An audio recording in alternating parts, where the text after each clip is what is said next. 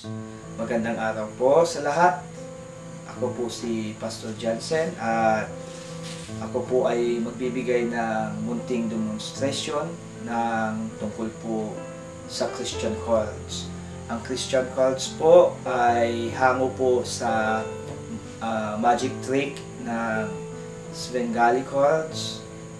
At ito po ay ginamit ko dahil sa Ecclesiastes 9:10, whatsoever thy hand findeth to do, do it with thy might.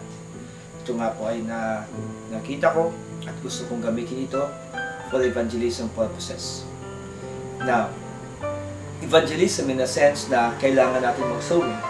Kailangan natin mag-win ng souls because that is yung utos ng ating Panginoon sa bawat isa. Now, without further ado, sa Diyos ko po, ito po yung deck of cards. Ito yung kailangan natin.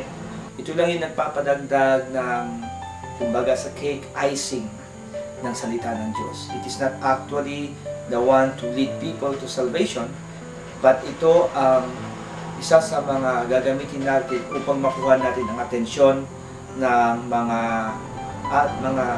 kinakausap natin.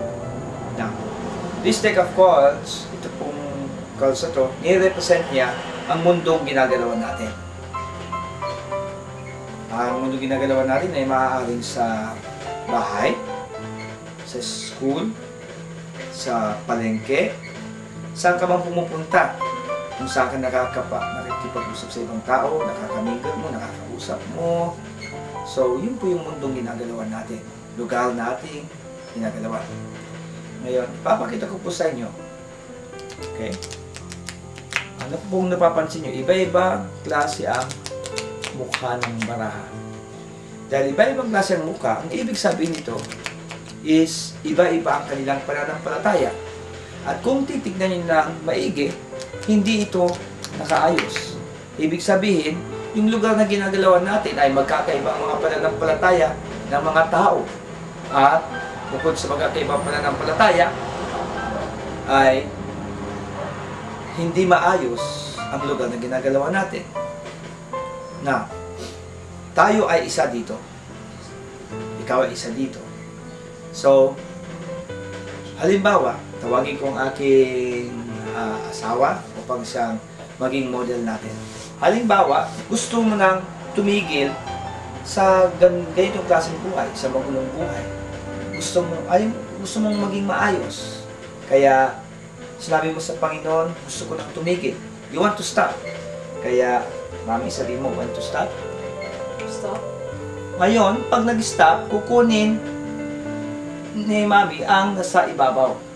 At yan ay ipapakita niya sa inyo.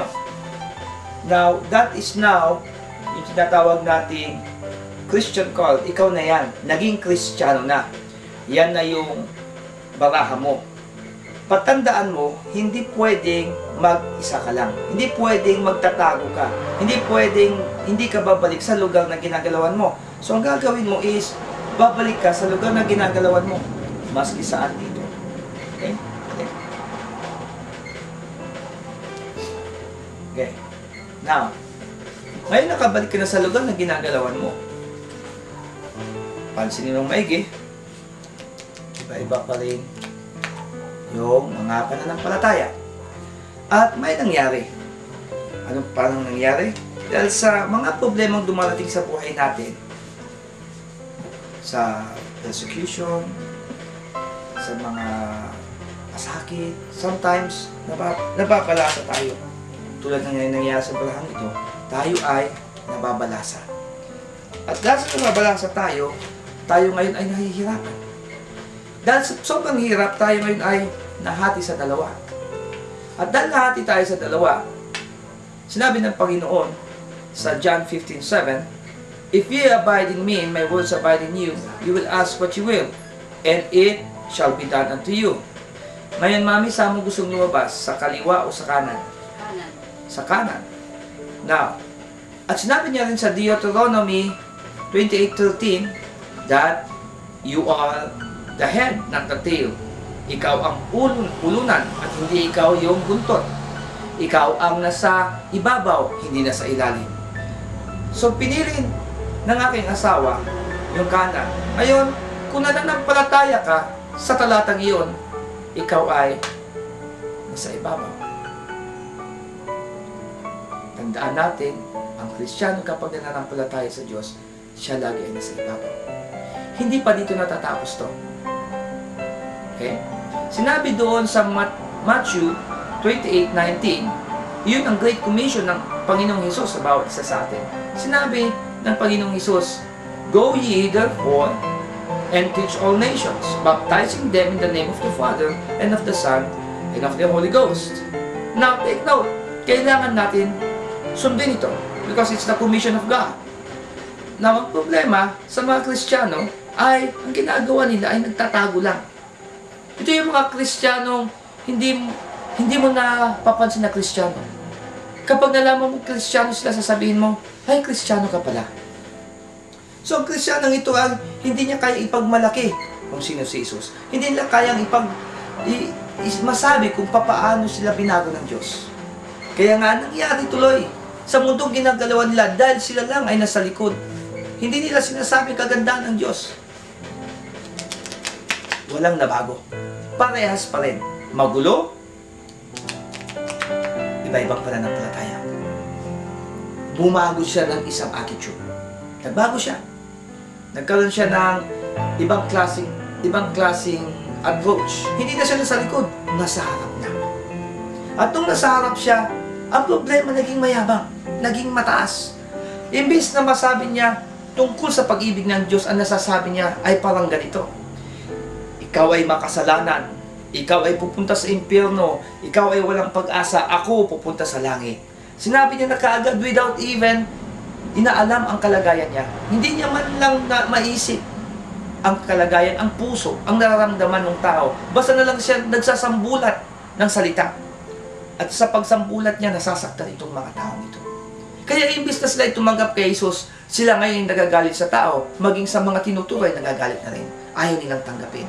Kaya dahil sa pagmamayabang, dahil sa pagiging mataas, ang nangyari, parehas pa rin, walang pagbabago. Iba-iba pa rin pananampalataya.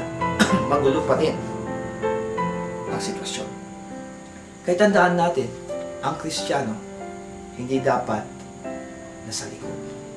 Hindi dapat nasa harap, kung hindi dapat humarap. Inulit ko, ang Kristiyano ay hindi dapat sa likod, hindi dapat sa harap, dapat ay humarap. Tandaan natin, paano ang pagharap? Kausapin mo siya ng maigi.